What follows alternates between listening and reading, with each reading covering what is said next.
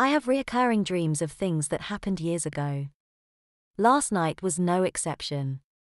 It was hardly crime of the century that was committed by myself and a few other first-year pupils from my secondary school. All we were doing was play fighting beside the art annex at playtime being the time when we were actually supposed to be allowed to play. Back then, play fighting was what a group of healthy boys would do.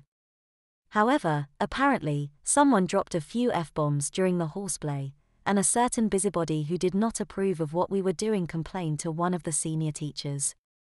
Out comes Mr. Burgess, who was one of the senior teachers, to rescue Miss Busybody from our terrible use of the English language, the noise of our play fighting, and our occasion F-bombs.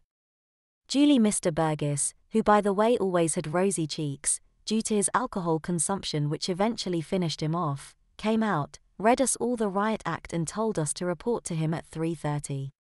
So my dream starts in Miss Sibbert's class, where I have to stay behind for a while after class, which means I am going to be late for my appointment with Mr. Beefy Burgess. Eventually, I ended up in his office and he had a group of pupils there. I remember he gives me another ticking off for being late and goes to pick up his cane. This cane is more like a judicial cane than a school cane, I do know the difference. Then I get brave. The moment he says bend over, I punch him on the nose.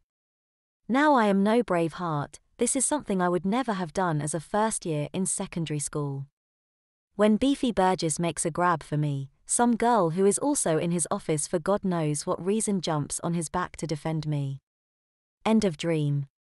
Some people may be very disappointed to hear that we were not caned that day, just threatened. However, I ask you, why were we being threatened with a severe beating for mere horseplay at playtime?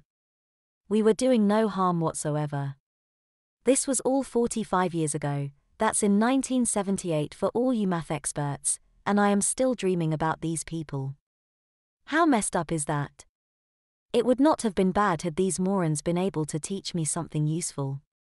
But it comes over that some of these teachers' egos outshone their ability to do what they were paid for. It's very hard to talk about this without dropping a few F-bombs along with a few see you next Tuesdays for good measures. Makes me wonder why I've been on the goal for 34 years.